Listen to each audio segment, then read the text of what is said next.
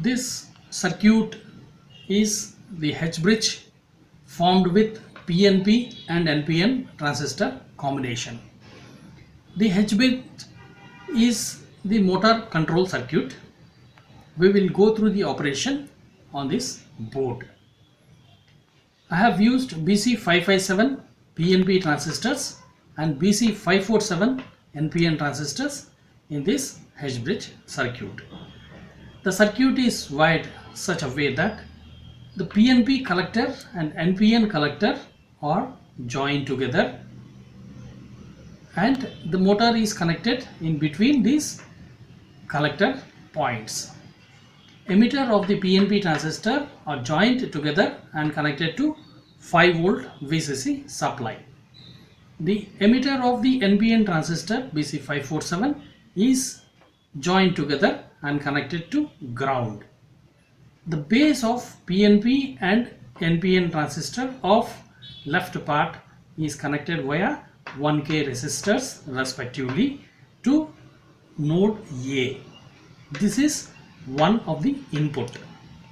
The other side PNP transistor and NPN are connected with 1K resistors respectively to node B. This is the second input. This is the entire H bridge circuit. Now let us see the operation. When node A is given logic 1 and node B is given logic 0. Now since we know the transistor works as switch, the one logic, that is high voltage at node A, will not turn on the BC557 PNP transistor here. That is, this transistor is off. And the logic 1, that is high voltage on the base of BC547 NPN transistor on the left bottom, will make this transistor to turn on. Thus this transistor comes into conduction. The other side node B is 0. The 0, that is logic 0 or ground, is connected to PNP base. Thus this PNP transistor is switched on. The low voltage at base will not turn on the NPN transistor, that is, this is off. Now the conduction will be from VCC. This PNP transistor is in conduction and the current flows through this motor, and from here it comes to ground. So this is the conduction path. The motor will turn on the left hand direction. Now we will be seeing the other direction. Now when node A is given logic 0 and node B is given logic 1, that is high voltage, let us see how this motor will work.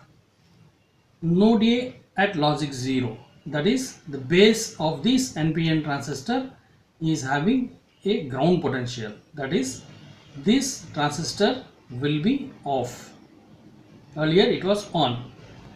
Now the logic 0 at the base of this PNP transistor will turn on this PNP transistor because the PNP junction is now activated, and logic 1 applied on the node B will turn on this NPN transistor as base emitter will get the drive. So this transistor now becomes on. Earlier it is off. The logic 1 given at the base of PNP transistor will make this transistor off as the bias is not formed. Now let us see the current path.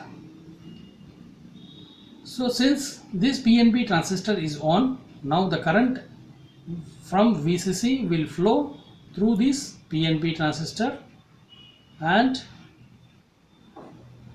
through motor Since this transistor is off, it will not through this motor, and since NPN transistor is on, through this transistor it will be coming to ground. So the path will be from VCC through this PNP transistor and through this motor in the reverse direction. This will now flow. Thereby the motor will turn now clockwise. Earlier blue indicates that the motor was turning anti-clockwise. Now the red color indicates the motor turns clockwise. So this is how the direction of the motor can be controlled through H bridge. This is the entire circuitry I have formed on the breadboard. This is the H bridge circuitry. This circuit, as told on the board, is having 4 transistors. These are the 2 PNP transistors, BC557, BC557, and these are the 2 NPN transistors, BC547 and BC547. 1K resistors are connected to the bases of the transistors as shown in the diagram, and the interconnections are made as per the circuit shown on the whiteboard. And VCC 5 volt is given from this power supply, and a toy motor is connected at the intersection of the collectors. We will turn on the supply.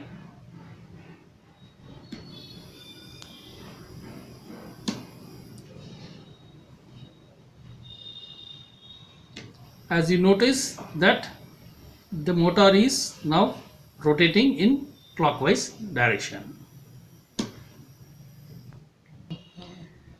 Now I will be changing the inputs. So this input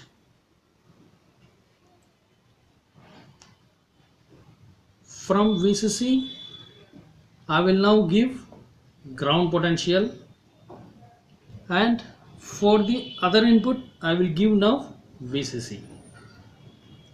Now let us see the motor directional movement.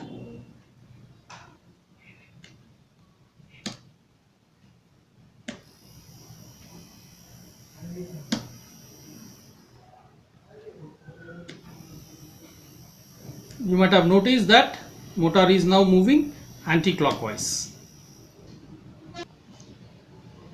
This is how H bridge works.